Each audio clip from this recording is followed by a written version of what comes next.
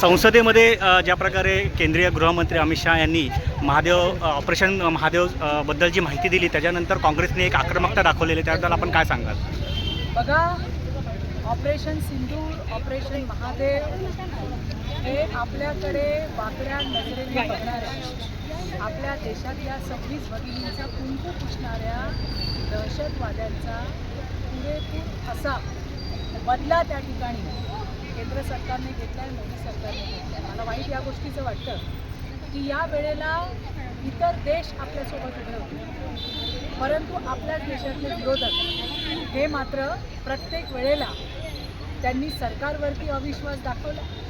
तो त्यांचा कामच आहे म्हणा, परंतु त्यांनी देशाच्या सैनिकांवरती जो त्या पद्धतीने अविश्वास दाखवला हे अत्यंत निंदाजनक आहे, संतापजनक आहे. निषेध करावा तितका कमी आहे, कारण आज आपलं सैन्य बॉर्डरवरती आहे म्हणून तुम्ही, मी आणि विरोधकसुद्धा त्या ठिकाणी सुरक्षितपणे आपल्या घरी झोपू शकतात. मला तर असं वाटतं या विरोधकांना मोदीजींनी एका गाडीत भरून बॉर्डरवर पाठवून द्यायला पाहिजे, तेव्हा त्यांच्या लक्षात येईल की आपले सैन्य आपल्यासाठी काय करते. सैन्याबद्दलचा अपमान हा कदापि कदापि खपवून घेतला जाणार नाही. मध्ये ज्या प्रकारे केंद्रीय गृहमंत्री अमित शहा यांनी ऑपरेशन महादेव बद्दलची माहिती दिली, त्याच्यानंतर काँग्रेसने एक आक्रमकता दाखवलेली, त्याबद्दल आपण काय सांगाल?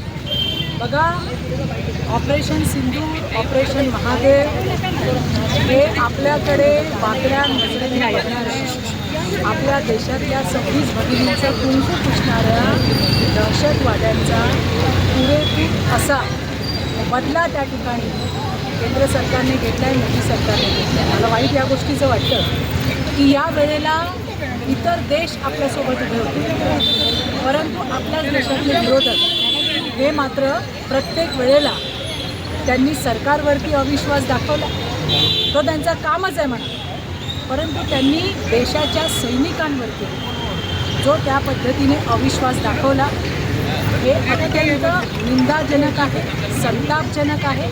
निषेध करावा तितका कमी आहे, कारण आज आपलं सैन्य बॉर्डरवरती आहे म्हणून तुम्ही, मी आणि विरोधकसुद्धा त्या ठिकाणी सुरक्षितपणे आपल्या घरी झोपू शकतात. मला तर असं वाटतं या विरोधकांना मोदीजींनी एका गाडीत भरून बॉर्डरवर पाठवून द्यायला पाहिजे, तेव्हा त्यांच्या लक्षात येईल की आपले सैन्य आपल्यासाठी काय करते. सैन्याबद्दलचा अपमान हा कदापि कदापि खपवून घेतला जाणार नाही. कालच काँग्रेसची खासदार प्रणिती शिंदे यांनी ज्या पद्धतीने याला तमाशा म्हटलं, अक्कल ठिकाणावर आहे का असं विचारण्याची वेळ आज त्या ठिकाणी आली आहे. विरोधाला विरोध करणं अतिशय चुकीचं आहे. आज ज्या पद्धतीने मोदीजींचा नया भारत जर आमच्याकडे वाकड्या नजरेने बघाल तर आम्ही घुसू पण आणि मारू पण हे दाखवून दिलेले मोदीजींचं सरकार आहे आणि मोदीजी आहे. आपल्या सैन्याबद्दल या भारतातल्या प्रत्येकाला अपार असा अभिमान आहे आणि त्यांच्या पद्धतीने त्यांच्याबद्दल जर अविश्वास दाखवला गेला तर तो कदापि सहन केला जाणार नाही. त्यामुळे महायुतीला त्याचा काही निवडणुकीमध्ये परिणाम जाणवेल का?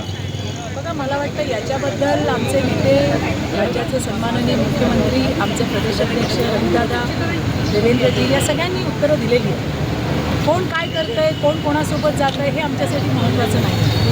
जनतेसाठी काम करणं, सरकार जे काम करतं आहे ते जनतेपर्यंत पोहोचवणं ही आमची प्रायोरिटी आहे.